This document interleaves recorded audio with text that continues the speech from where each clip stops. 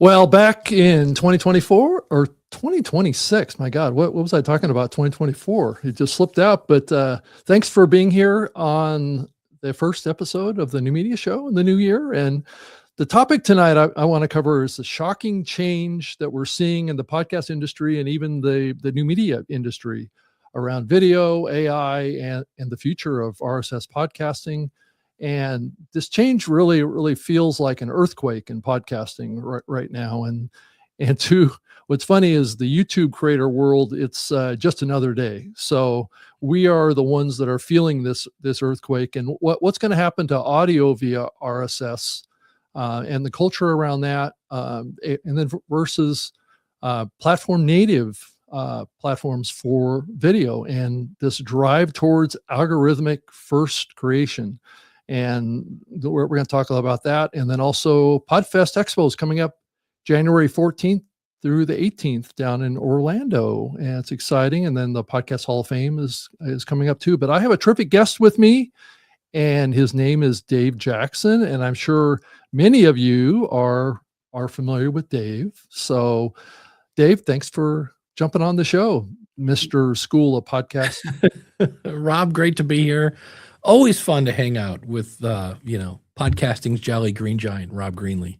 I love it, man. Good guy and ready to have some fun conversations. All right. Well, awesome, Dave. But this topic, like I teased a little bit at the beginning, I think, and we just went through this. So in some ways, this isn't a new thing. Right. But this whole shift that we've been seeing in the podcasting space really started in full swing in, probably 2024 through 2025. And it just feels, I don't know if you're feeling it too, Dave, but it just feels like things are just so dramatically different now. And I just wonder if you're getting that same feeling too. Yeah, it just seems, the fact that, TikTok is now a podcast, and I'm kudos to Todd Cochran. I'm in that no RSS, no podcast kind of thing, but it is shifting, and everybody's talking about video, and it's just kind of tough then when we name everything a podcast to get the proper reports to find out, well, what really is growing and what's not working and things like that. So it's going to be fun as this shakes out in 2026 to see what lands and what doesn't. And, I know everybody's excited about what's the number we're trying to get to, 2 billion in revenue. And yeah, I think we're trying to actually get over that 2 billion mark. So, and I think we probably have by now, but really, I think that this past year, 2025 has really been a time when the industry has really debated the definitions of what a podcast is and trying to really fully embrace the audience aspect of this and how that's impacting the perceptions of being a creator and a podcaster. And is there a difference anymore?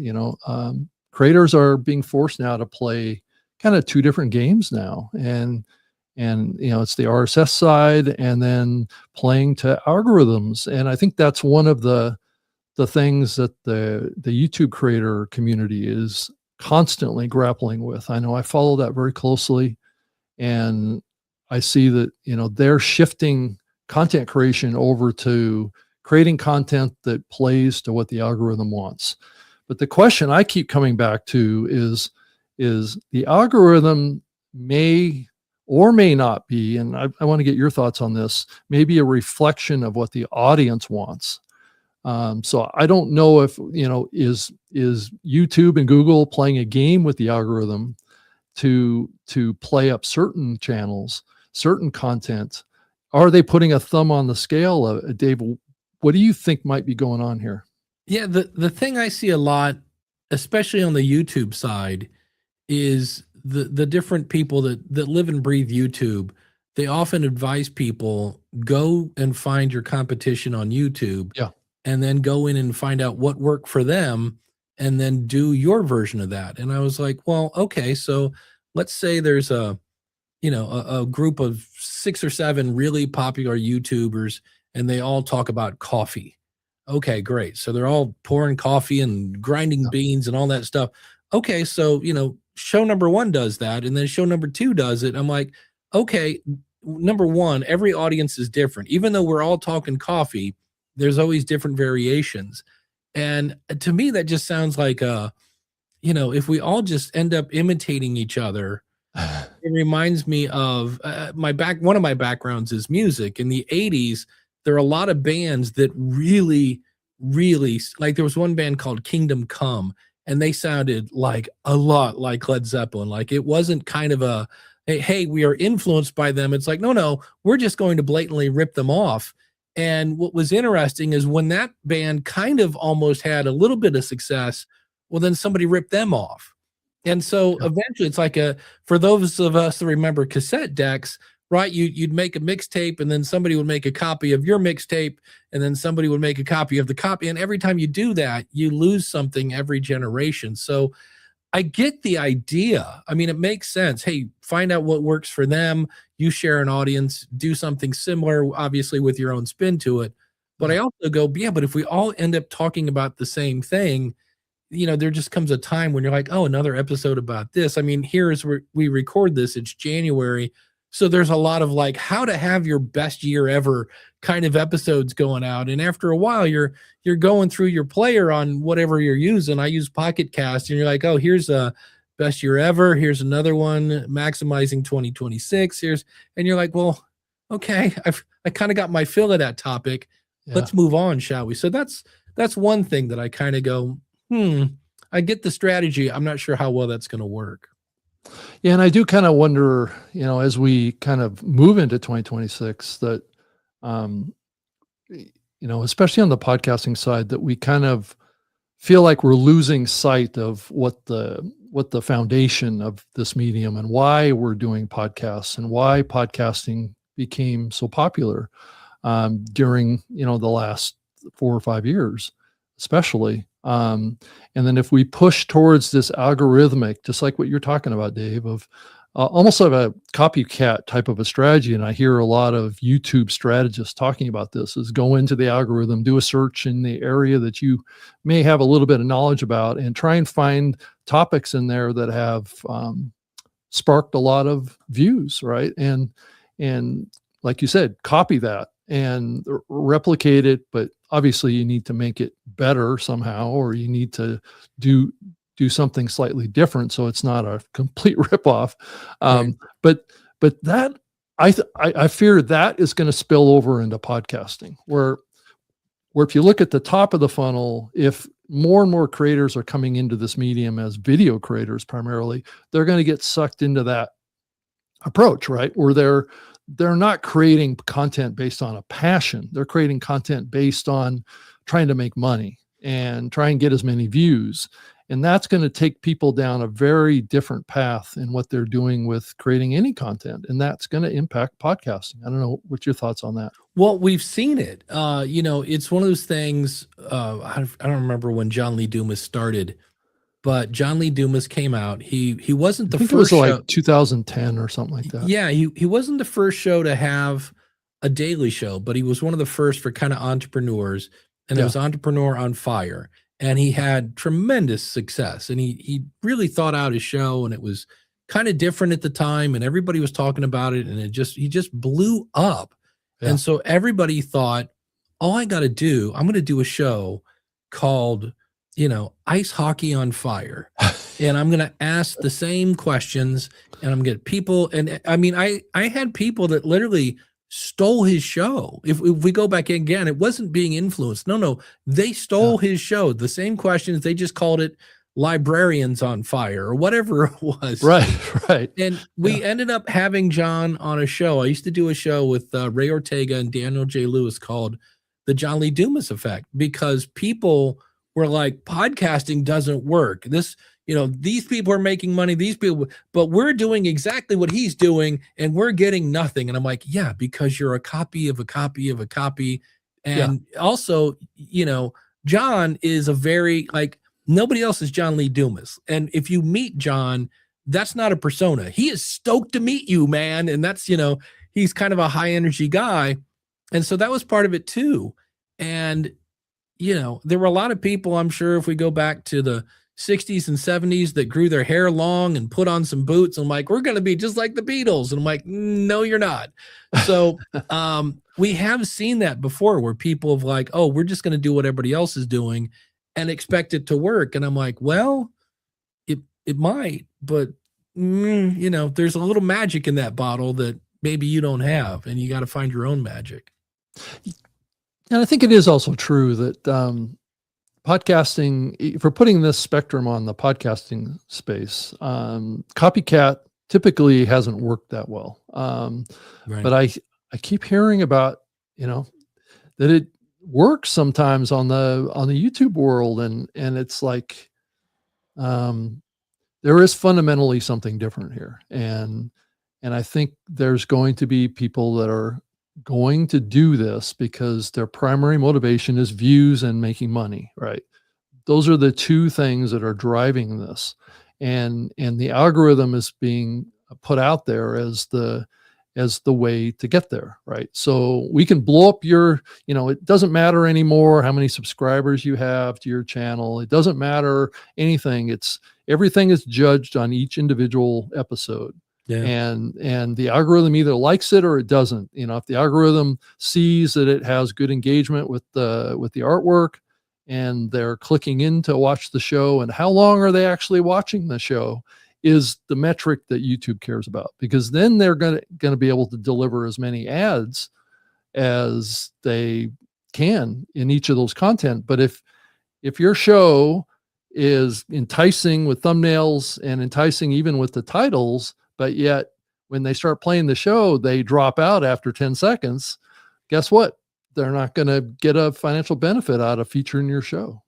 Yeah, it's tricky. And anytime in any medium somebody goes, hey, how can I do the least amount of work to make the most amount of money? Now, it makes sense. Who doesn't want to do that? Right. But yet when you hear people that have made it in any kind of entertainment, they always have that story about, just the grit to push through.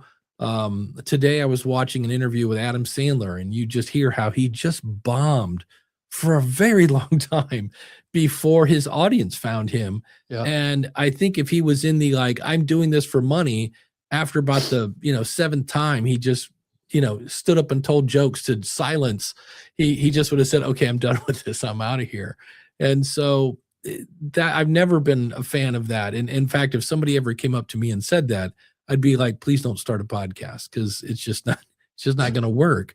I also wonder sometimes when you do have those people that are like, you can make money from day one, because those people then attract those people that like, oh, good, because I want to do the least amount of work and make the most amount of money. And then they spend their hard-earned money, 3 easy payments, et cetera. And then they find out, oh, well, you're going to make, 0.005 cents per download. And so let's see, you got, 500 downloads. So you made $2.50. See, you're making money from day one. Right. Well, that's the tricky part. Well, that's the experience of most people that are taking advantage, especially at the beginning of their shows, of the programmatic platforms, the ones that are, automatic sales and injection type of technology platforms that are very popular now. And increasingly, I'm hearing that creators are, making significant money off of programmatic advertising now. It depends on the size of the audience, right? So if you're a brand new podcaster and have no audience, it's great to have programmatic ads, but I'm increasingly feeling, and I've felt this way actually for many years, that you should never run a pre-roll ad. I'm with you on that. Amen, brother. The first thing they should hear is you. Yeah. And I listened to a show. Early mid-roll is my. Yeah, that's if you have to do it. The phone's in the pocket. It's in the car holder. There we go. But yeah, I was auditing a show this week, and I heard the pre-roll, and I was like, okay, well, it's a pre-roll. And then a second one came on, and I was like, oh, that's not my best first impression on. And so I told the person, I said, if I was not listening this because I had to, I would have stopped right there. I would have just said, you're not in any kind of hurry to talk to me. And so you're wasting my time. And none of the ads were really they weren't bad. It's the typical stuff, and I just went, I'm 2 minutes in here. I haven't heard your voice yet.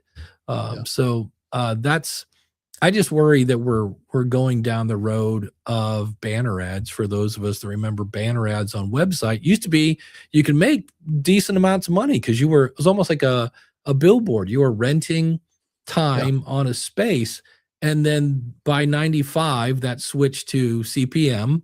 And then what also happened is back in the late 90s, not everybody had a website until everybody did. And then kind of like now where there's so many, which is great that we have the technology that people can do dynamic content. But, when you have the, what's the company that's doing the 3,000 episodes a week? Something. I always forget them. I should know them, but it's they're doing 3,000 AI. I think it's Inception AI or something. Yes, like there that. we go. Yeah. Inception Point, maybe. Yeah, something like that. Something like that. And it sounds to me like they'll take $2 CPM all day long. And so, because they've got 3,000 podcasts and right that are delivering 10 episodes versus 2 podcasts delivering hundreds of episodes. Right. Yes. Yeah. So that makes me worry just for my friends that are feeding their kids with CPM based ad. Like you said, if you've got the audience, there are some people that are making some bank, but now I listened to a few, and they used to be short shows, and now they're a little longer. Why? Because now I can have 2 ad breaks, and those ad breaks used to have 1 ad, and now they have 2, and in some cases 3. And I was like, oh, this is not, as a signal, that's not a good one in my book. And I'm like, I was watching the Hallmark Channel over Christmas. It's a love-hate relationship with me because what I love is it's always the same movie. And now it's even with the same actors. They just really just changed the title of it. But I was watching it, and I'm like, this is a horrible experience. So I busted out my phone and started the stopwatch. And at one point, we watched 7 minutes of movie and then 4 minutes of ads. And I was like, that's almost 50%.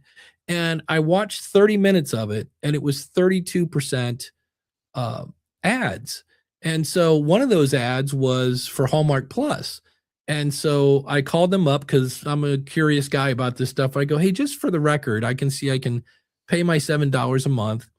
I go, but does that have ads in it? I go, I realize I can get access to the whole back catalog, but do I get rid of the ads? And they said, yes, you do, except for the occasional cross promotion. And I was like, well, that's the YouTube strategy. That's not new. YouTube has the annoy you until they pay me strategy, and I am a paid YouTube subscriber because I couldn't handle the ads anymore. And if I really liked Hallmark movies, I would probably be dishing out the money. And I was just it's just on me like halfway through the movie, like they go to ads and just never come back. And I was like, okay. And then I was watching it live, which was another thing I was kicking myself for. But 32% is too many ads. 30% is roughly radio. Yeah. And well, it is. And that I was going to make the comment. We are becoming radio. And it's interesting. Harold Gilchrist writes here, if I hear a pre-roll in 2026, I'm done.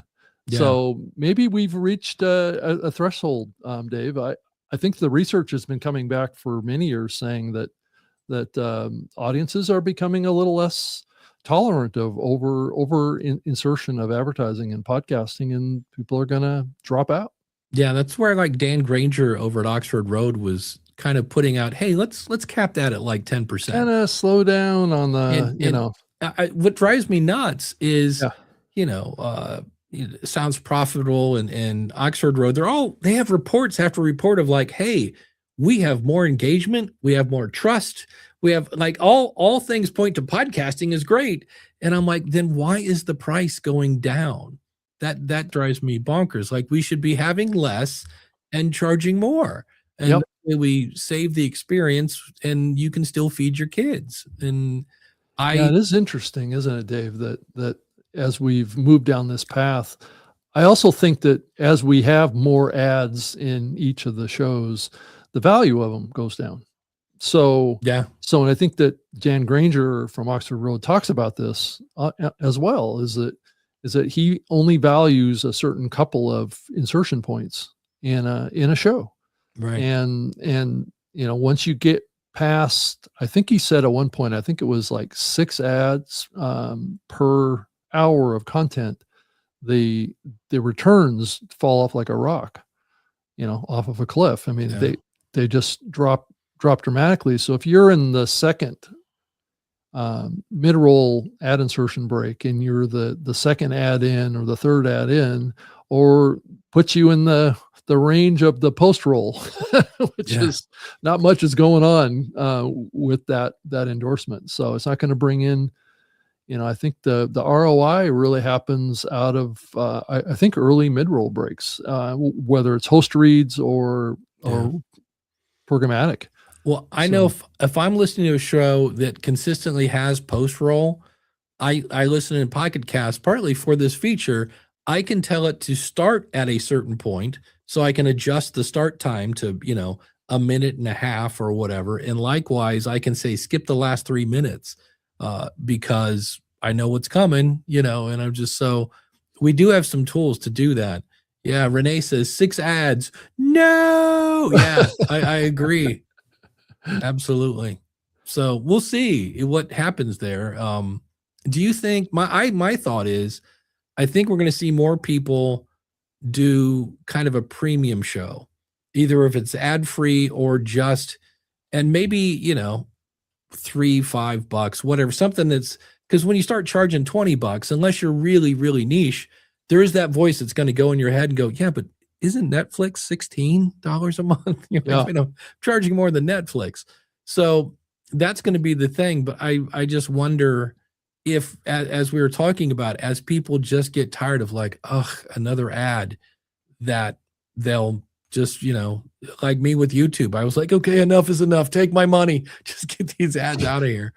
I just don't want to put my audience through that first experience of like, oh, this is horrible to have to sit through this. So I guess and advertising has always been based on this concept of annoyance, right? That's the whole point of it, right? Is to annoy people. But the problem, what we're seeing happen now is that we're annoying audiences so much that they're going to value their time, and they're maybe what the real goal is to get them to be subscribers, Dave, because that's the path that we're pushing people. Increasingly in the ad market. I've felt this way for many years, Dave, that the whole advertising market just doesn't feel right, if you know what I mean. I mean, it doesn't feel aligned with what people want. And it does make me wonder what the fallback from that. But we're also seeing pushback on paying premium subscriptions too, because people are saturated with subscriptions now. Yeah, I'm a cheapskate. So I have right now, I think I have Netscape. Wow, how old am I? Wait a minute. Netflix. But I canceled my Hulu. Like I will have one at a time because I kept finding myself where I was watching one show on a platform. So like on Hulu, I just binged the whole Big Bang Theory. And I'm done with that. And when I start going, maybe I could, and you spend like 5 minutes and you can't find something to watch, that's when I'm like, hey, it's time to go to HBO. It's time to go to Apple. So I just have one. And when I run out of stuff to watch, because I just looked at my bill, like, okay, here's 15, here's 18, here's 22. And after a while, like, what am I paying $22 for? Oh, so I can watch, whatever, this one show. I'm like, well, it'll still be there. And it's the one thing that kind of helped inform that was we don't have the water cooler talk that we used to do. I remember, again, in the 90s, getting to work and everybody would come in and everybody's getting their coffee and they're all talking about Howard Stern and what he said this morning. And aside from the Super Bowl and maybe a couple other things, maybe the Olympics as they come up here, there aren't too many things that everybody watches at the same time. Yeah. And so I was like, well, I don't have, and if somebody starts talking about Stranger Things, I'm just going to go, no, I haven't finished it yet. No spoilers, please. So I think you're right. It's as much as we want to kind of go, hey, just give me $3, $5 a month, whatever. But, $5 for this podcast, $3 for that, $2 for that. After a while, you're like, wow, I'm spending $32 on podcasts, that they might start thinning the herd. So, yeah, we have a problem when there's paid apps out there that help you keep track of all of your subscriptions and give you the option with one little tap of the screen to unsubscribe. Yeah. But I think you have to log into all of them inside of that app, though. That's the thing, you know? Yeah, Yeah. I just heard about it. I heard James talk about it. I have yet to go over and kick the tires and see, because it just everything about it just goes, that smells illegal. You know what I mean? Like to cut the ads out of somebody else's material and then resell it.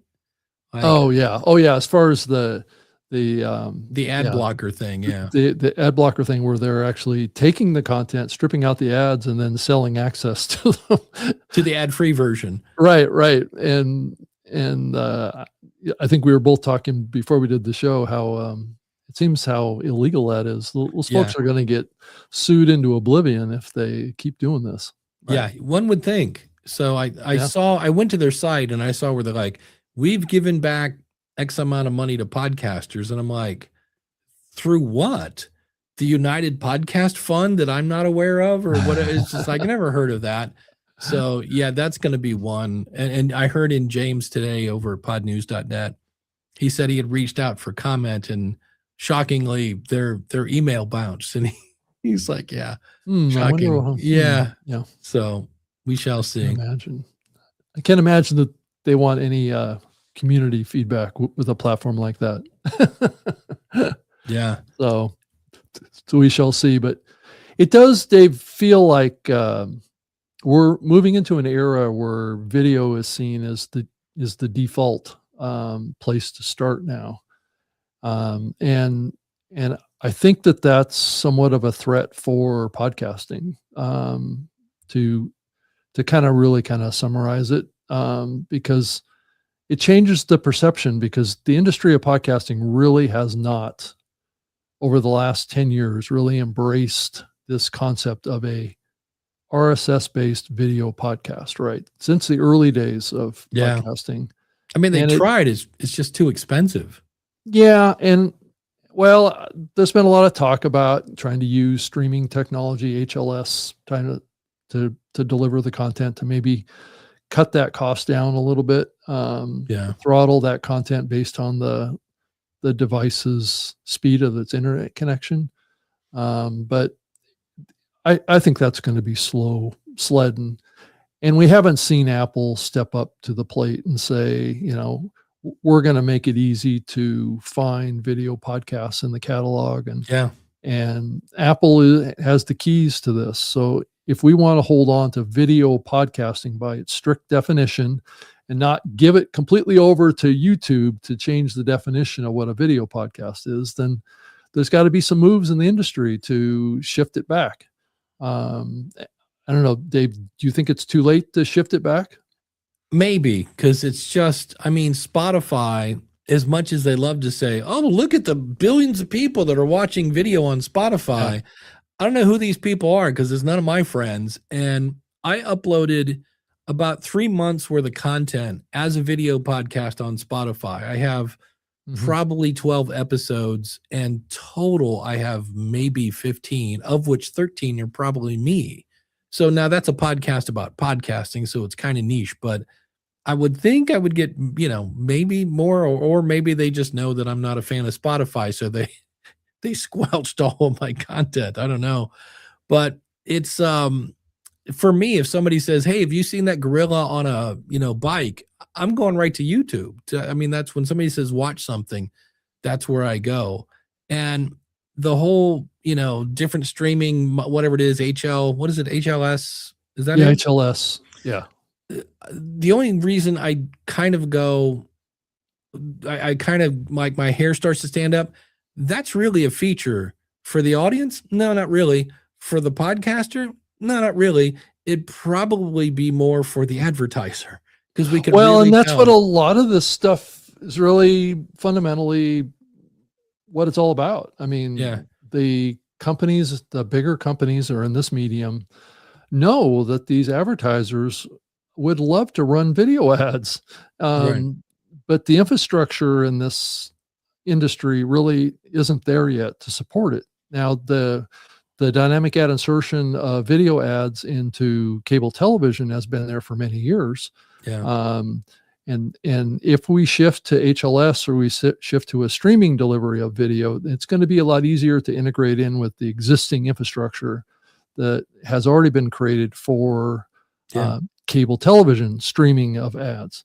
So, I think that's really where we're pushing towards. But you see this weird stuff going on with Netflix, and I think I have to really back up and I think about what happened with Joe Rogan, right? Mm. Where he decided to do this deal with Spotify, right? And take all of his content over there and make it exclusive. Because that's exactly what's happening with Netflix. Is Right. that the only deals that they're doing are exclusive deals, and the content creator has to take his content out of YouTube Right. or not publish anything new in there. And I think that's going to blow back on them. And they're going to wind up saying, "Oh, I'm not going to renew that deal. I had to give up too much revenue." Yeah, and I know James had mentioned that he had used some tool using the back end of Netflix, their API, Hmm. and he could see how many views people were getting on Netflix. Yeah, And he said his show, the weekly one, Pod News Weekly Review, yeah, was bigger like 20% of the time. 20% of that audience, his show is bigger, and I think he said 26,000 downloads a month. And so we think if you're on Netflix, there's 8 billion people using it, and I'm like, well, there's also a lot of content on Netflix. Now, if there were only 6 shows to watch, sure, but it's one of those things where I just think exclusive contracts and it look, I'm sure these people are getting paid well, oh as yeah, did Joe Rogan. So, yeah, but I just think it's short sighted because okay, let's say you get a 3-year deal.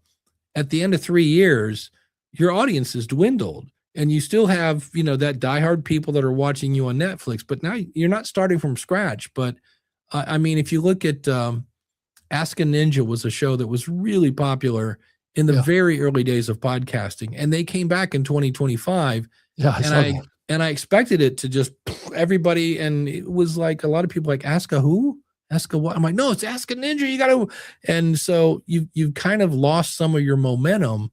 It drives me nuts with the NFL.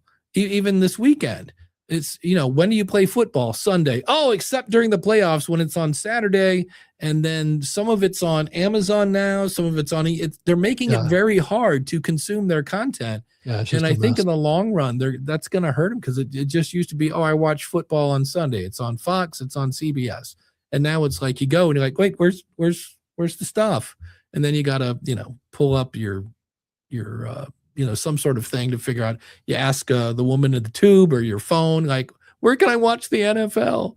Yeah. So Yeah, it's hard to know sometimes where to get the content that you want to get, and there's yeah, markets that get blacked out. I mean, I know that happens a lot with the NFL and stuff like that, but yeah, at the end of the day, what's going on with Netflix is just a experiment. yeah, And I'm not sure, I know James Cridlin keeps saying that it's the play towards cheap TV. It's a way to cut down on your production costs to create content that maybe they're hoping will gravitate towards a subscription yeah. platform. I did And I did yeah, see where some of those shows when I was in Netflix, it was like coming soon.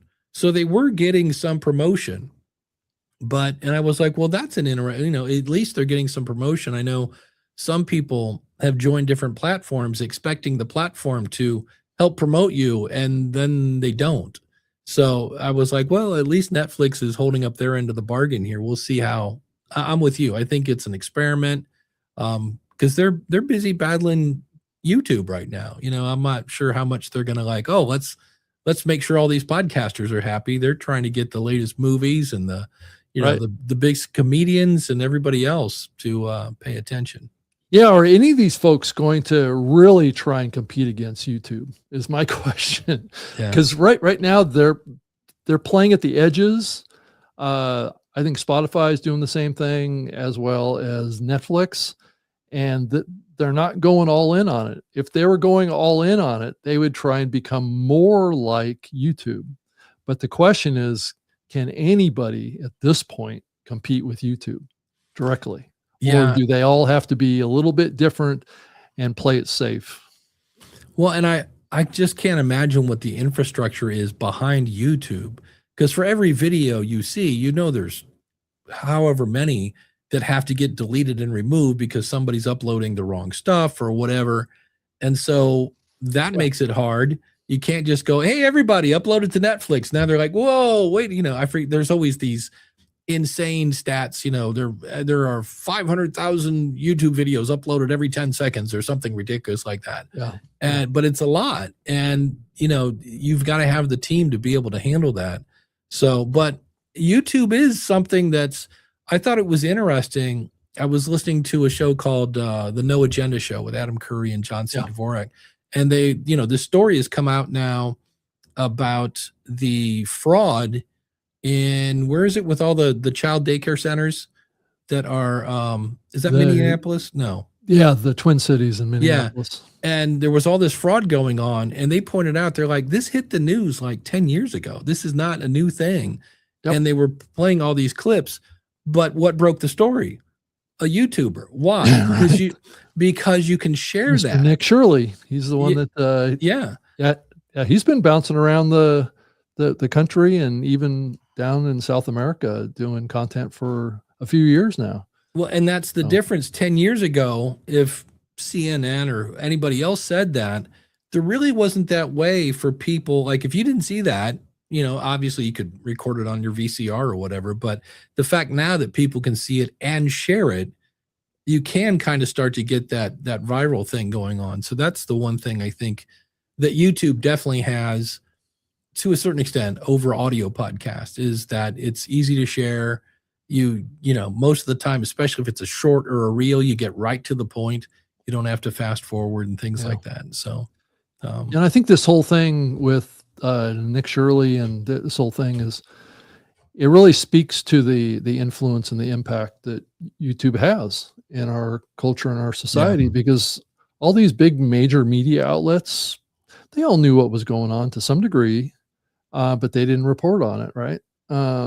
That's starting to come out too. And now we're starting to see unrest start to break out in the Twin Cities over this whole thing with ICE and things like that. Not to take this show into a politics, but it's just a example of what I'm talking about, is that the influence of new media, which is, I mean, I don't know how new YouTube is. YouTube has been around as long as podcasting. This concept of new media is an interesting question too. Well, I posed it with Todd on this show in the early years. It's like, well, when do we drop the name the new part? Right.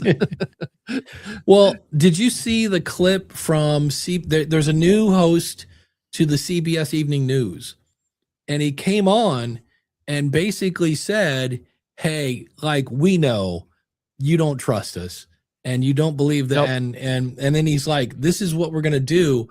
And it was funny because it reminded me, I always love when you see an athlete go, I would love to stay here. It's not about the money. It's not about the money, but we're going to go over here. And then you find out later, oh, it was just about the money.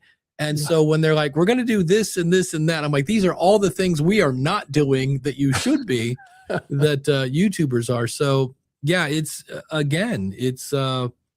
yes, it's new media, but we go back to trust and, what's 2026 going to bring? Or is it new trusted media now? Yeah. Right. Versus what we had before. My initial reaction when I saw that video clip that you're talking about the mainstream media host coming out and saying, you don't trust us. Yeah. I thought for sure it was an AI video. So, well, that's it. So how do you know? Right. I see, in a way, AI has broken my habit of looking at Facebook shorts, because I have a group on Facebook. And so while I'm there, I'm like, oh, look, it's a killer shark doing something. And I'll click on it. I've just quit clicking on those because somewhere I clicked on an AI video that had a gorilla in a zoo, in quotation marks here. So it keeps feeding me these gorilla AI movies. And I'm just like, I don't think there's a baby sitting next to a silverback, gorilla playing with cups. I'm like, I'm pretty sure that one's fake. And they're all fake. And I'm just like, well, okay. I used to waste a lot of time looking at those. I've just given up. So that is something that has me worried with with the invention, I guess, of the technology of people just making, an AI show without listening to it and not really caring and just putting it out there. So that's going to be another fun trend to see. Because the other thing I didn't think about was, if you think you're Apple or any, directory, that's more storage. And when you're making 3,000 episodes a week, that could add up, even though an MP3 file in the actual big picture isn't that big, but you get a couple million of those. That's going to start making a dent. And if other people go, oh, well, they're doing it, that's why I'm going to be really interested to see if this kind of AI generated thousands of episodes a week actually turns out to be profitable. That's going to be the worst news we've ever heard, because people are like, wait, what? It worked? And off they go to, fire up their servers. So we shall see. Yeah, I did a call with Janine Wright, who's the CEO of that company, and asked her a lot of these questions. Because she came out with some press relations that was kind of the dumbest thing I've ever seen a CEO do. It's always great to insult your potential customers. Exactly. And frankly, I told her that. I said, the way you came out with the announcement of this probably wasn't the way I would have done it. So, right. saying that but she was under pressure by investors to make a big splash, right? And to she rattle the cages. And she was successful at that. But she also said that she can turn around a podcast in about 5 minutes, a whole new podcast, and get it out.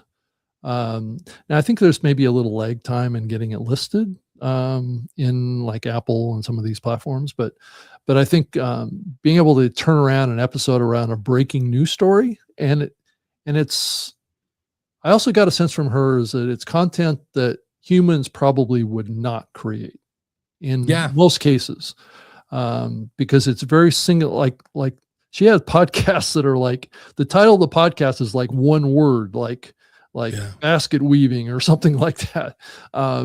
It's all keyword focused, right? It's a different kind of content. And that's the way I started to think about it as I thought about it more. Was it's not like they're creating shows like this where it's a conversation show, though they could do that, right, with AI cloning and capabilities of that, but that's generally not what they're doing.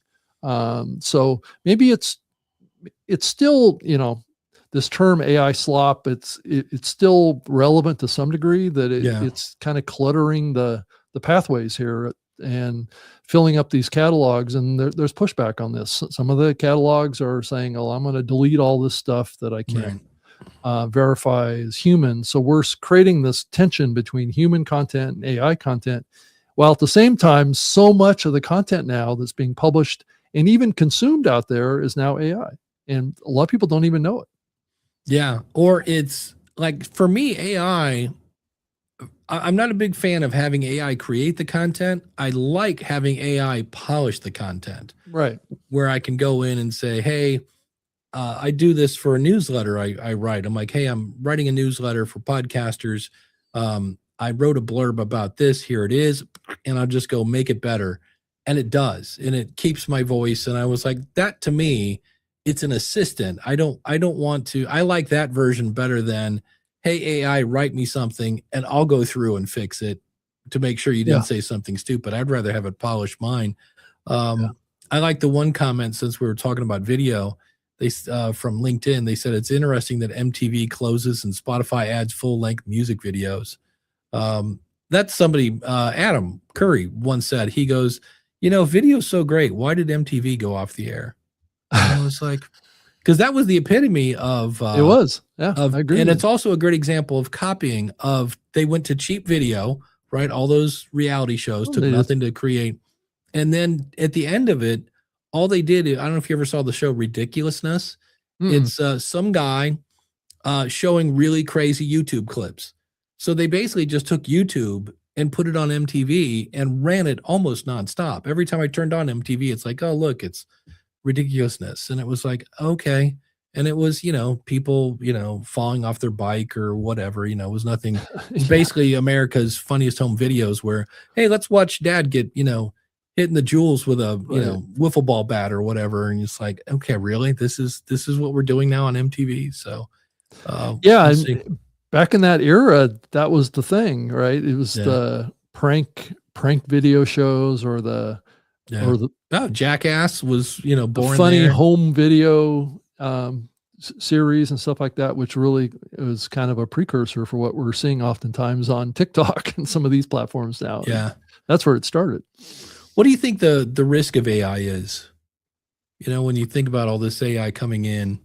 Yeah, I think that the risk of AI is where people are too dependent on it, to create the content, and to really manage it and do everything for it. I mean, I think a couple of years ago I was like thinking, well, that's what the future looks like, but Yeah. I'm increasingly starting to understand the AI stuff, and maybe it's just not good enough yet, but it's fraught with problems. It's just not it I spend more time correcting what it does than I do using it to make something more compelling. And so that's the rub of it right now, is that it's just not as good as everybody thinks it is in creating content. Now, granted, I'm talking about, scripts and outlines and stuff like that. Right. I'm not necessarily talking about what's going on with video. I think what's going on with video is gonna, break us all of sorts, because it is becoming very compelling video,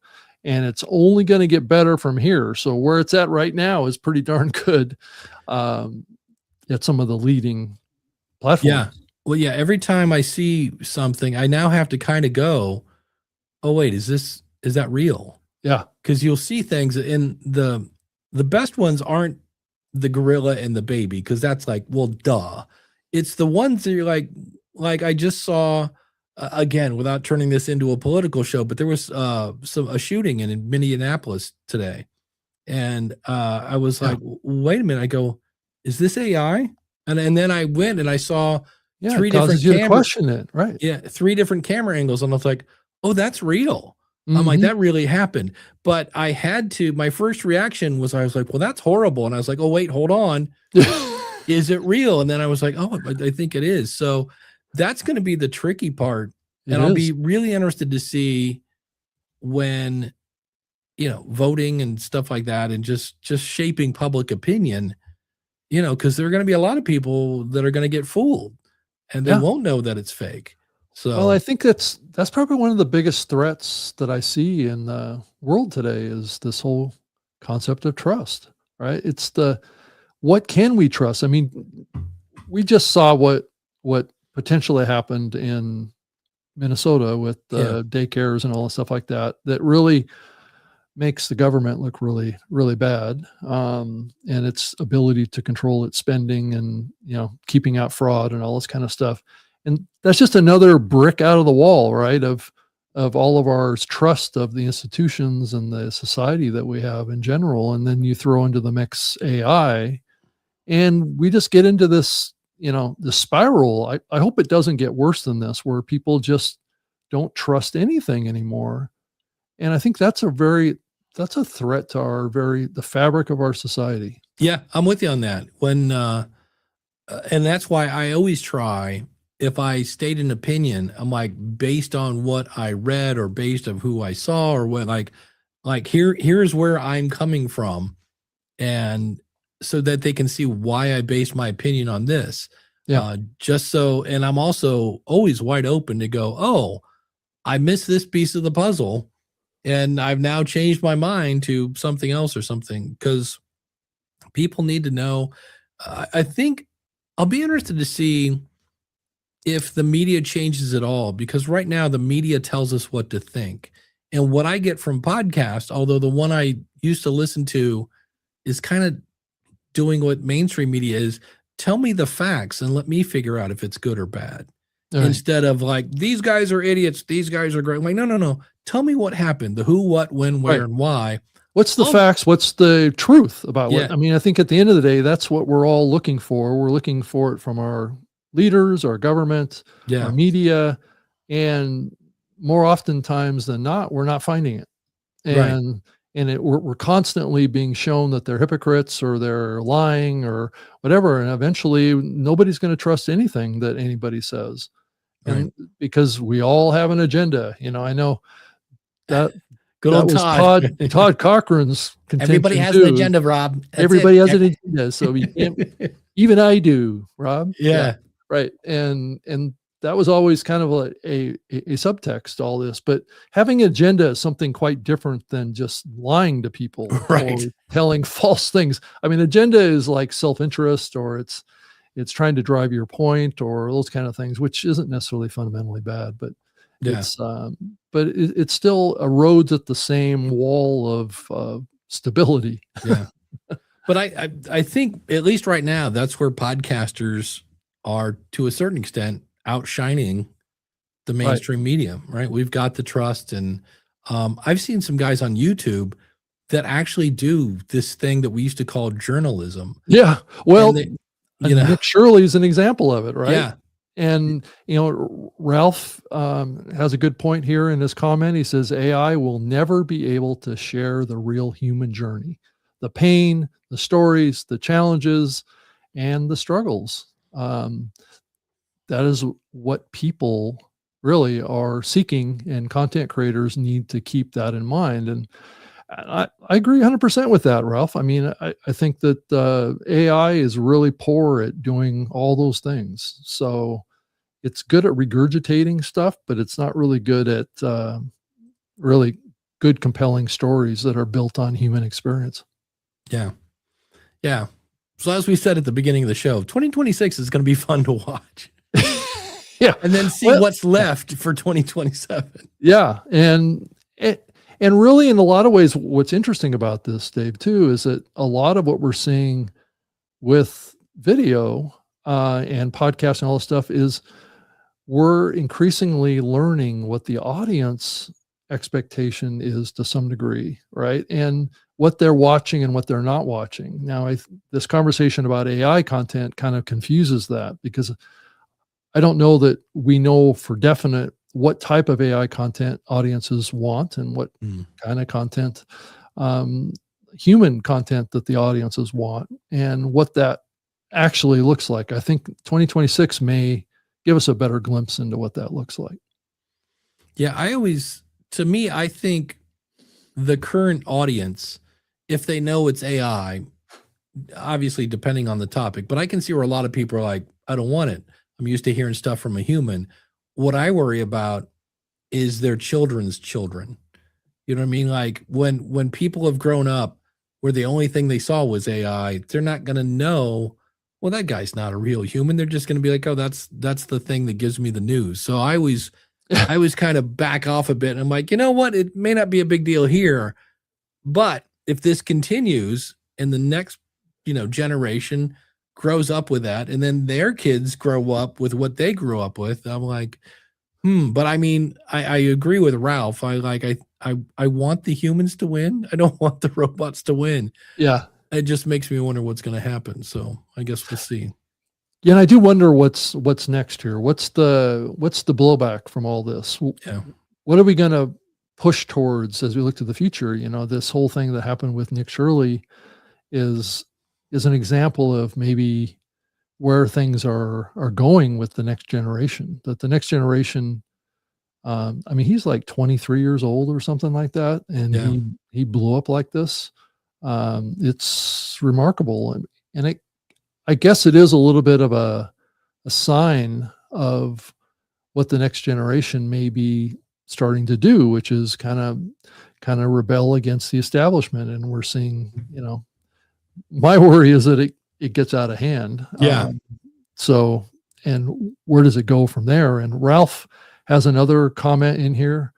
On Ralph Steph, in the end, it's all about building relationships with your audience. AI can't do that. Only you can do that. That is the secret sauce to success. Though, Ralph, I would say that some of the things that I've seen with the AI capabilities, that may or may not play out that way. Well, yeah, there are people marrying their AI. So yeah, right. it's But Yeah. Joe Polizzi used to run Content Marketing World, some big content marketing thing.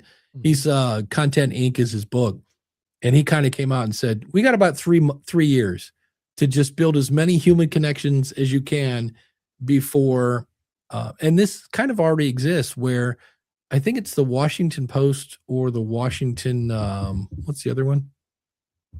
Anyway, The New York Times or the Washington Post, or yeah, maybe it's the the Washington New York Post. Post. Yeah. Maybe the Washington Post, where you can go in and say, give me a 10-minute podcast about the pork industry, and let's let Jilly read it this time. And it will give you Jilly reading an 8-minute podcast about, you know, the pork industry. The article I read was like, the problem is it's hallucinating. And so they went to the Washington Post and said, hey, you're kind of putting out fake news. And their answer was, yeah, well, we're working on it. It's a parody, Dave. I mean, Yeah. it's like, it's hopefully it's humorous. Yeah. Right. So I was like, I thought that was going to be coming in 3 years. And I'm like, oh, it's here. It's bad, but it's here. And I went, well, that makes me nervous. So, yeah.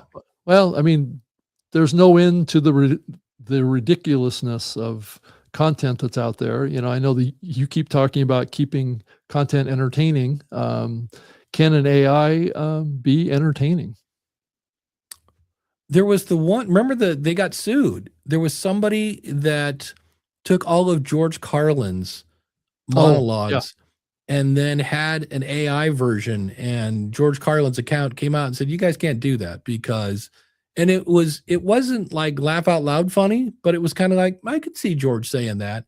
It was kind of in the vibe of George. And I was like, but you know, that's going to be, when an AI tool makes me laugh, that's what's going to be interesting. Because usually part of comedy is going past a line that makes people comfortable. Like Dave Chappelle is a master at this. Uncomfortable, you mean? Uncomfortable, yes. Thank you. Yeah. But Dave Chappelle is the master of this. He will drag you across the line, and then get you to agree with it, and then there'll be a gotcha where you're like, you know what? That's not a bad point. And then he'll go, and that's why da da da. And you're like, oh, wait a minute, I'm on the other side of the line, you know. So I don't know that AI is that clever at this point to do it, but I guess we'll find out. Well, I know that Grok has a ridiculous mode or something like that, or where it'll totally play with you, or evil mode. I think it has an evil mode too, right? Where it will, or I one time played with their conspiracy mode. Oh, nice. They have a conspiracy mode too. So you ask it, something about the flat earth or something like that, and it'll go into this whole diatribe of all of the evidence that exists for the flat earth believers out there, or aliens or that kind of stuff. I mean, you can totally go down the rabbit hole on this stuff, and I think it is a little entertaining, though it does get a little old after a couple minutes, right? Because it gets into the ridiculous region of content. Yeah, after a while, you're like, okay, that was cute for the first 10 minutes. Yeah, right. Let's go back to reality now. Yeah. I can't take it anymore. Right. Yeah. Totally. So, yeah.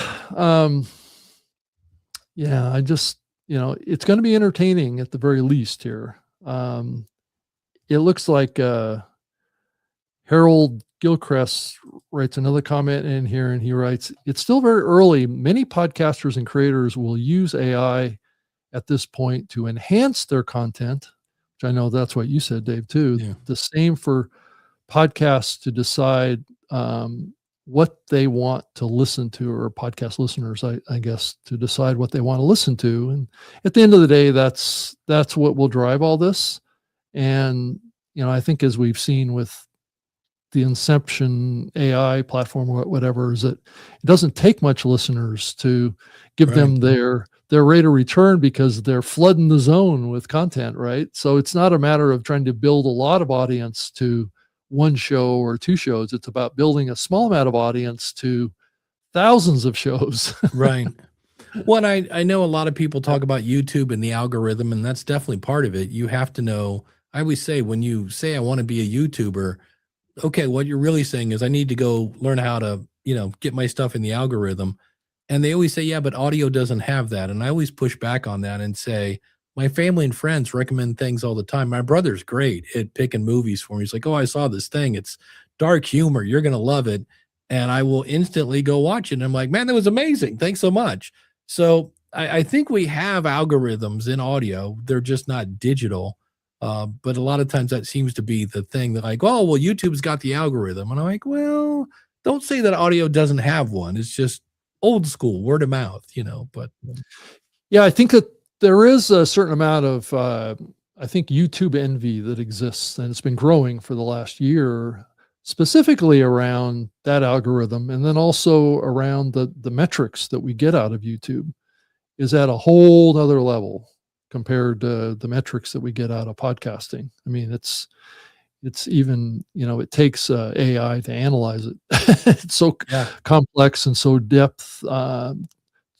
It gives you a lot of signals that supposedly will help you make better content, but at the end of the day, making better content to play to the algorithm is almost like becoming non-human. If you think about it, playing to the algorithm is almost like you're following the direction of an AI to create content versus being a human to create the content.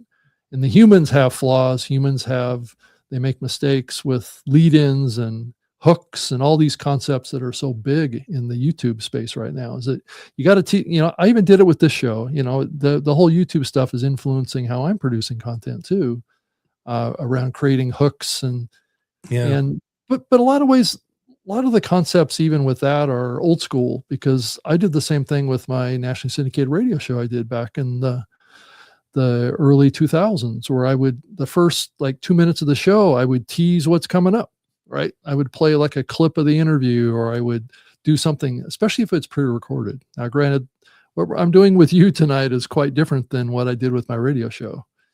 Because I had all that stuff pre-recorded and edited and all that stuff. So I could take out a snippet from that interview and put it at the front of the show. But you can do that if you're recording, but you can't do it if you're live. And so what do you think, Dave, is going to happen to live? I know you've been doing your live show for a long time. Do you see live becoming more popular as almost like what I like to call proof of life? I was going to say that might be part of it. It's just the fact that, at least at this point, I'm not AI. And so, it is proof that you're talking to a live person. One of the reasons I love it is because, just like you're doing, you get to interact with your audience and you get instant feedback on whether this is, working or not, and things like that. So I could see live doing that. I also wonder, I was on a show, I want to say it was Pewdie in the News. It was something like Pa Duty. That was it. Pa Duty in the News.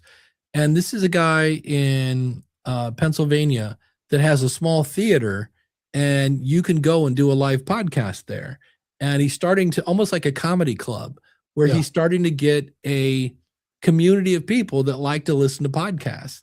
And I was like, well, that's different. I mean, it's not new. There have been big podcasts that have been doing this, but he said, like, he had one night where, 20 people showed up. And I'm like, hey, 20 people, if they're paying, $20 a pop, that's a lot more than your $5 CPM. You could have one person show up and make more than an ad.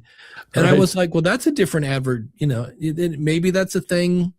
I would hate to see it, but you could have a thing. If you want to come watch me live on, whatever, buy a ticket so you don't have to do a theater. But it's a great medium. It's a whole different skill set than recording, locally to your computer, where you can fix things. And, when it's live, you got to have a little more preparedness, so you're not just winging it off the top of your head. But I agree with you. It might be something that's, hey, it's proof I'm human. Watch, I'll punch I'll myself make in mistakes. the face. I'll say Exactly. ums and ahs, right? Which AI typically doesn't say ums and ahs. So it's a perfection layer filter. That's it. Or imperfection layer is what it is. And I think that that will always be, I think, part of this conversation. Um, I have played around with cloned versions of myself, and I'm Yeah, trying me to too. make it as good as possible. I'm just I'm just not sure how I would implement it at this point to even do anything with it. So it's like, do I put this out and try and fool people? Well, then No. you've got, like, right now, Paul Colligan's in the chat room, Yeah. and he has virtual Paul, which Yeah, is he pretty does. good, Yeah. but he's very obvious about it. It's virtual Paul. He lets you know. He's not trying to pull the wool over anybody's eyes. So, So Paul has an interesting quote here. He says, "When Paul Colligan is what I'm talking about. When we work for the computers, we lose." So um, is I'm not 100% sure that that's going to be that way forever, given what's happening with AI. yeah, What's we'll your thought, see. Dave? If we work for the computers, we lose. It's one of those things where it's hard to get my brain wrapped around that, but I just today on the local morning zoo was talking about robots, and they were showing that you have the little vacuum robots now. Well, the newer models now have legs and they can go upstairs, and they were just Right? saying, and then they had a robot that was actually really flexible, and it was AI, and it would rave and all sorts of stuff, and I was like, well, that's where we're going. Don't Yeah. know what that means exactly, but that's it. And another old schooler in the chat room, the one and Yes. only Tim Street. Yeah. Someone told me Bugs Bunny and Daffy Duck aren't human. Crazy thing is, I still enjoyed watching them. Yeah. Tim's got a great point. It's where that line that we're talking about here is between AI content and human content. There's going to be aspects of AI content, and obviously Bugs Bunny and Daffy Duck are not AI content, but they certainly could represent what AI content could look like. That would And be, because what if they actually had because obviously Daffy Duck and Bugs Bunny are a cartoon. And so even as a child, I could go, well, that's not real. That's a cartoon. Like, we didn't have to teach us that. Back then, children had this thing called common sense, and we could figure things out on our own. But what if you made a video that was so lifelike, and there was a duck and an actual rabbit that turned around and talked to each other, and people like, that oh, can well, happen right now. yeah, I mean, that's the thing. I mean, even the whole Bugs Bunny cartoon series could be, I'm sure, recreated very easily in AI. yeah. Um, you know, and would it look exactly the same? Maybe. Maybe it would No, look better. I don't know. I saw a clip today, and that was the whole clip. They're like, this is what used to be on TV. And I'll just say it was a bunch of stuff you can't say on TV anymore. You're It right. was, There's a lot of stuff that was on TV that's not yeah, I was politically like, correct you're like, anymore. we used to say Right. this, one little, two little, three little, and it's like, wait, what? Like, so yeah, Yeah, that like was, All in the Family is a good example of that. yeah. Well, All in the Family they used to get away with, because it was like we're holding up a mirror to how Right. ugly Archie is, and I'm Yeah, like, right. I Yeah. don't know today's society could go, oh yeah, that's a good point. They'd just be like, get him off the air. So Yeah, that's right. yes, Yeah. Paul says, get off my lawn. Yeah, back in the day. Yes, exactly. So future Hall of Famer next week, Paul Yeah. Colligan. Yeah, Paul So- is getting inducted in the Hall of Fame. And I know we haven't gotten to that topic yet here. We've been off on all sorts of topics that are Yes. fun to talk about too. I do want to talk a little bit about the platforms out there too, Yeah. Apple Podcasts. What you think we're going to see from them this year? Because we saw in the past year where they've added some capabilities like chapters and time links and things like that. But are they going to reprioritize video podcasts again and make it discoverable? What do you think, Todd? I say Todd. I'm Well, Dave. Rob, no, I wish. Yeah. I'll be interested to see, because to me that seems like, because most people don't know this. It used to be you'd go into Apple Podcasts, and when you went to search, it was like audio or video. It's like there was a tab, like a switch, right? So we know they've done it in the past, and maybe it's just a case that maybe there aren't that many true video podcast. Yeah, RSS video podcast, which would be great because whoever was in there would get a huge audience. Like, well, that's what this show is. This show is a video podcast. It's been in Apple for 13 years, so yeah. it's still in there. And obviously, if you're watching this tonight, you're seeing there's new content. Yeah, I'm excited the fact that they have embraced some stuff. I thought it was a huge thing that on the Pod News Weekly Review, an actual Apple representative said an opinion, like in terms of what was going to be happening in the future. It was like a prediction thing. And it was, and I'm sorry, I forget the person's name, but it was a guy from Apple. And I was like, I've never heard ever an Apple person say something on the record. Now I can talk to the guys at Podcast Movement when they show up and things like that. And they'll talk very openly, but it's off the record. You know what I mean? It's like, well, we can't really record that. So I'm somewhat encouraged, I guess would be the word, to see them doing things and moving. So I like that. And I think they know that, YouTube is as we keep, things get a little blurry on what is a podcast. They're like, well, let's show them what a podcast is. And that's where I'm with you. It'd be great if, they had a video option, but that's where, I don't know if James could look up, come with some sort of algorithm to check how many of these RSS feeds have an MP4 as the file and see how many video podcasts there are. So get on that, James. So, well, Ted, what are your Ted needs to get on that from Apple. So what are your thoughts on that? What do you think they're going to do? I think that it's low hanging fruit for Apple. The question gets back to is it's going to take a change of strategy on their part. It's going to have to be a corporate thing that happens where they're going to say, well, we're going to consider this to be a new initiative. Even though the capability is already there, it's going to have to be, put out in a press release. It's going to have to be announced to say, if you're a content creator, you're putting your stuff up on YouTube, guess what? You can put it up on Apple Podcasts, and we would love to have your content. So, because it's not costing Apple anymore to do it, because they're not hosting the media file. Well, that's right. It's not a cost center for them. It's more of the risk of them pointing to something that's in their capability, that's in their catalog, that there's just not a lot of content currently to. If I think back to my years working at Microsoft, running the Zune platform, video was huge with what I was doing with Microsoft in the early years.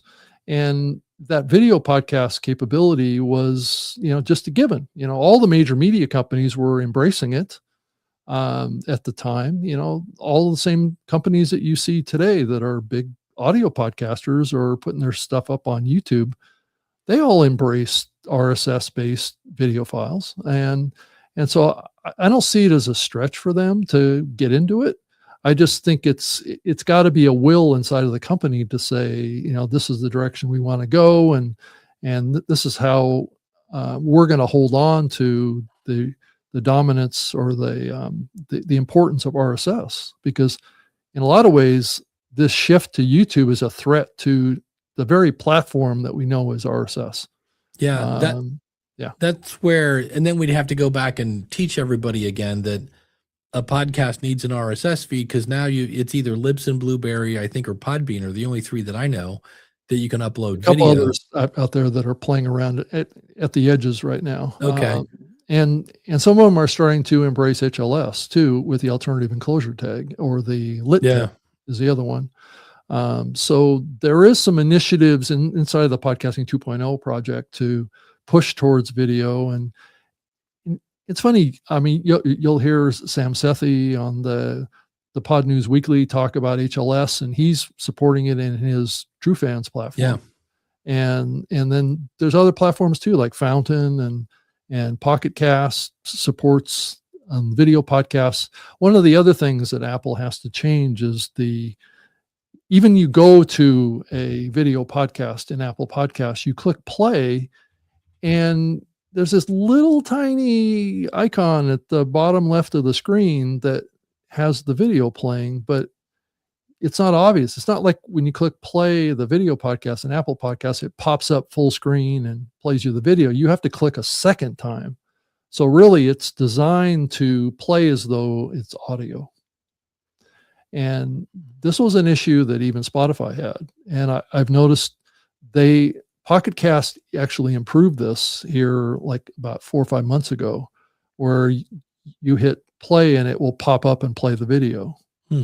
and not display it in this little tiny thumbnail at the bottom Right. that you have to click on to actually expand it, because that's what Apple's doing. So that would be another UI change that Apple would have to make.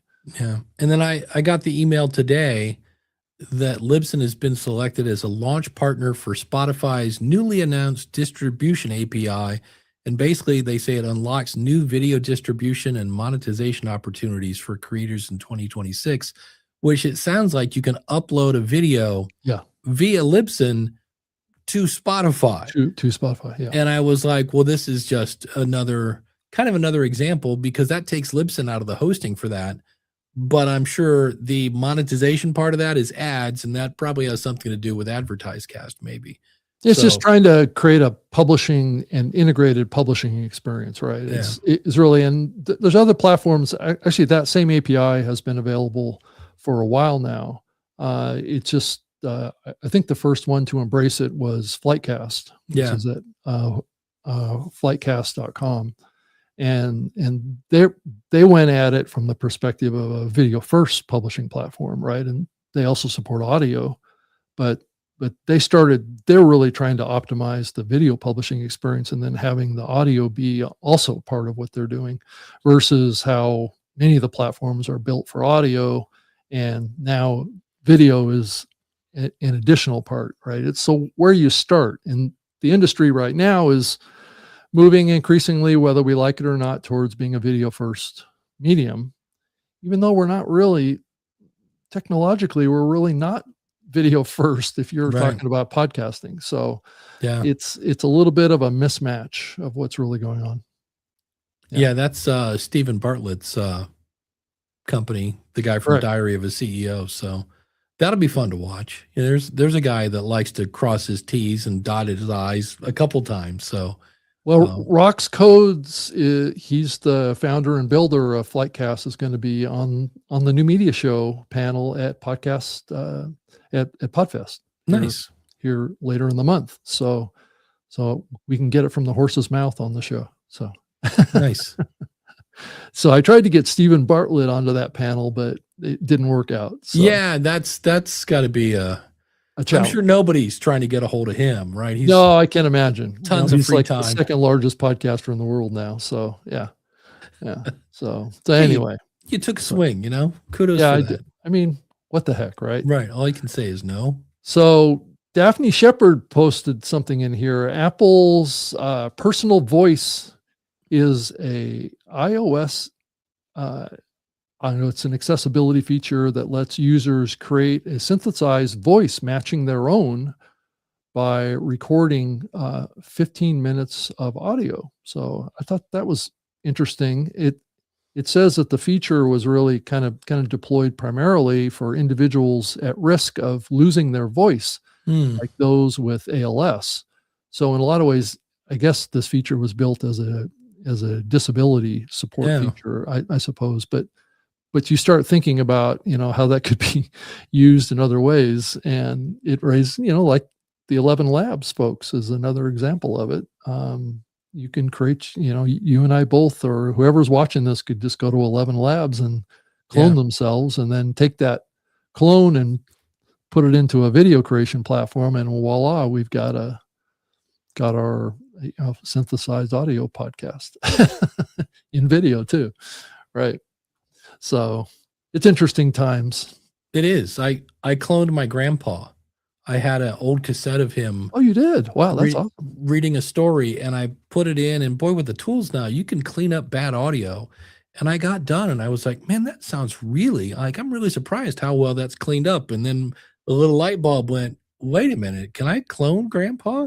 Yeah. So I did. And then I went to my brother and I go, what do you want grandpa to say to you? And he's like, what voodoo are you playing with now? so I typed in, my brother's name is Doug. He's like, hey, Doug, love everything you're doing with you and your girls. Keep up the great work. I'm so proud of you, Popo. And he, got the audio, sent it to me. He's like, I am crying like a baby. So Wow. maybe some things you shouldn't do. That was one that I was like, okay, we're going to put that to rest. That's a little creepy. So what's a way to make your passed away relatives immortal, right? yeah, that's it. Yeah. So it's interesting, there is talk about being able to upload your brain to the cloud at some point. So we'll see how that plays out, and maybe it can be installed into a robot at some point. Have you seen that show on Amazon? There's a show on Amazon called Upload, and I don't think I've seen it. That's the whole premise of it. Yeah. Oh, well, of course. Yeah. Some author is going to come up with that, science fiction story. Scott Sigler's next book, probably. Yeah, probably. Yeah. So it looks like Paul Colligan posted something else in here. For me, the biggest part of the Lipson announcement is getting all my stats in one place. Oh, okay, have you seen podcast?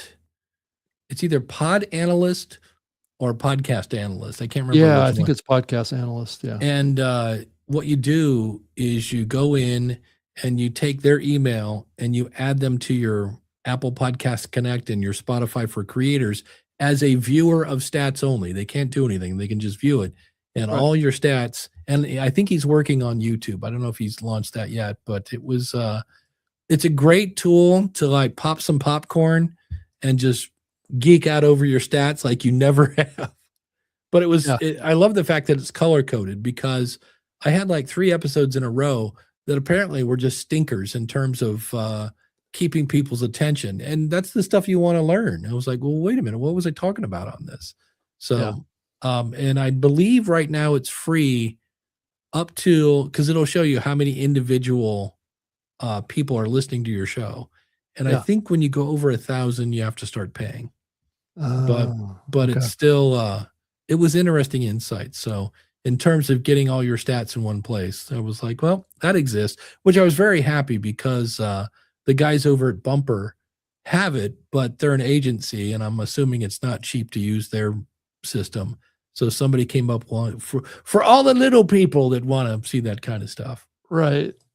And it looks like Harold Gilchrist wrote another comment here. I wouldn't be surprised to see OpenAI ChatGPT support video podcasts before Apple.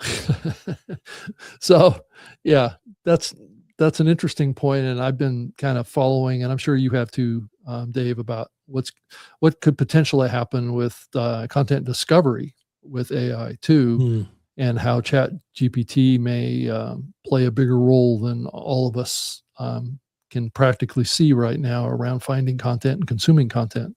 They may just suck up everything, right? So all the apps that we have on our phones become part of some integrated AI platform. I wouldn't be surprised if Apple's not working on this, right? They're trying to build a new OS that integrates all of the apps of sorts as agents. And you have one interface to your phone that allows you to get full access to everything. And they've got to figure out the way to monetize that, else it's not going to work. But that's the new model, right? So do you have to subscribe to every single one of them, or do you have to subscribe once to Apple, and Apple gives you access to all these apps, right? And are there going to be different tiers of that? So I think that may be where we're going here. And then actually getting access to content, that may be something that they gatekeep at some point too. So it's like Harold asks, are they really going to compete with Google? It seems to not want to display fully here for me. Okay. Compete with Google. They need to mainly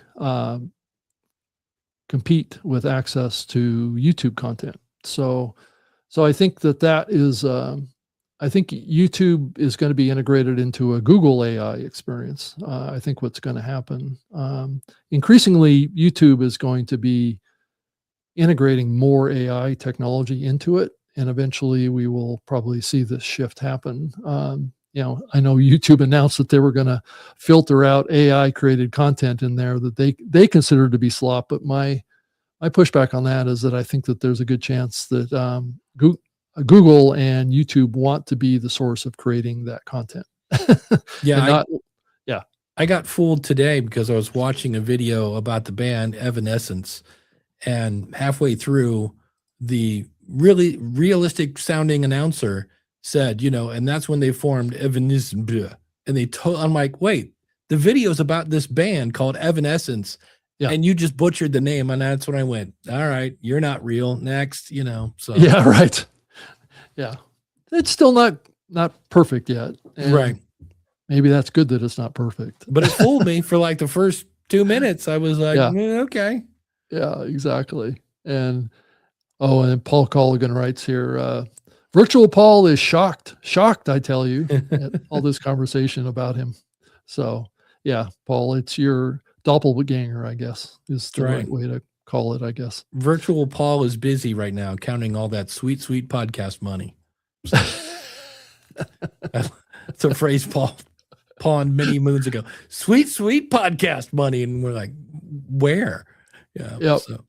Well, I mean, I think, Sue Ann, I think you're right in your observation that YouTube will follow suit. I mean, Google is probably one of the 2 leading AI platforms that we're going to see really dominate as we look to the future. That and Grok, I believe, are the 2 that are going to really dominate. And then there's going to be, and you'll probably notice I left out OpenAI on that one. But there's a lot of talk about China right now, actually taking over the lead with AI, because they're starting to fabricate their own AI chips now. Oh, well, there you go. Our little cutoff on them getting access to AI chips and compute power has been cut off, but China's going to make their own. Right. Exactly. Like, well, I guess we can't do it now. No, we'll make our own. Yeah. Who does and I don't know the official name, but it's something banana, for images. Banana Nana, I think. Yeah. Fofana Santa, B5 Fofana Santa. Yeah. Whatever it is. It's really good. It's really good. I was using a couple different AI tools trying to do an image. And I finally went over and just said, this is what I want. Yada, yada, yada. Nano banana. Thank you. Nano banana. Right. And I told it what I wanted, and it was like, boom, here it is. And I was like, oh, that's why people are talking about this. So it was not only accurate, nobody had like 7 fingers or things like that. So, and Daphne says that's Google is behind Nano banana. So yeah. There you go. Yeah. It's Google's all in on this stuff. I mean, I'm starting to see on YouTube some very photorealistic videos that are being put up there that are pretty impressive, I would say. Very lifelike, but very fantasy oriented, right? Very much, outside of the realm of what the capability of any human with normal resources would have the ability to create. Yeah, and I think that's where the line's going to get drawn. Is that it's going to be a lot of fantasy stuff. It's going to be a lot of weird content that who would ever have thought to make some of this stuff, right? Right. I wouldn't have. I don't know about you, Dave. Maybe you have that kind of a warped mind, but I don't know that most people are going to be able to create content like that. Yeah.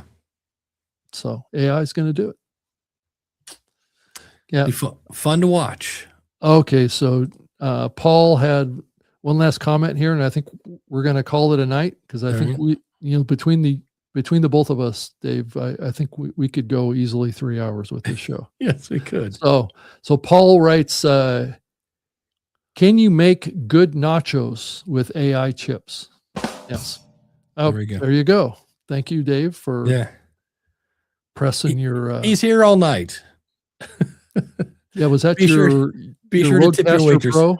Yeah, my Roadcaster Duo. I'm ready. Duo. Okay. Yeah. There you go. So that's awesome. All right. Well, I think we're going to call it a night. Thank you so much, everybody, for watching the New Media Show. as I'm in my fourth relaunch episode, Dave. So how you feeling it about feels it? weird to be doing this without Todd. Yeah. So I don't know about you. I know you're trying to wrap up the show. that's okay. I am really looking forward to Podfest. But there's a part of me that's like, this is gonna kick me in the pants. Because there's no Todd, there's no Neil, there's no Lee.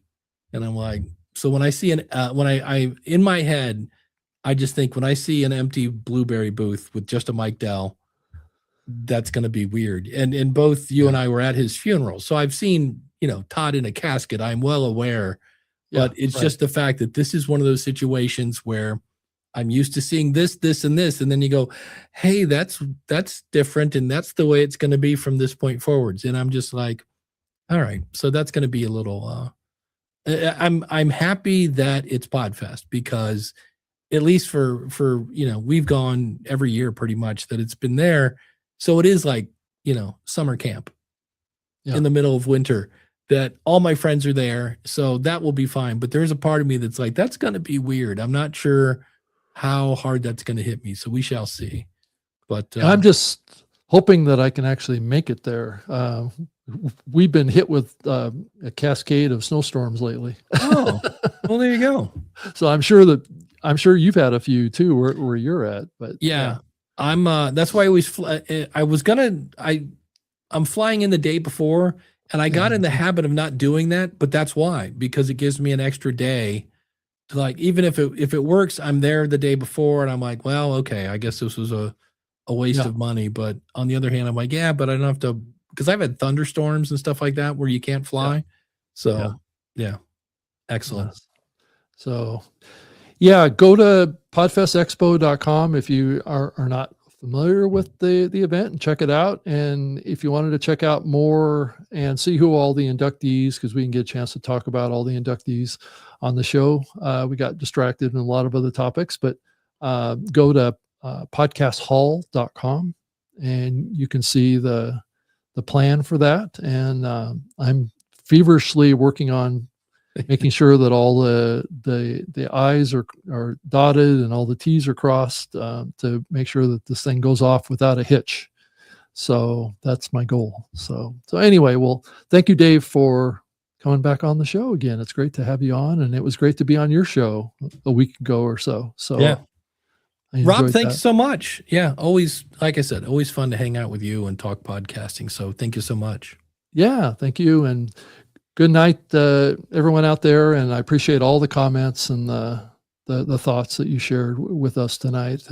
It really helps make a more interactive experience on this show. And it's always fun to do. So I'll be back. I don't know that I'll be back next week because I got to get ready for Podfest. So maybe the week after, and I've got some terrific guests lined up coming up. So it'll be the ongoing great conversations on the New Media Show will continue. So good night, everybody. Thank you.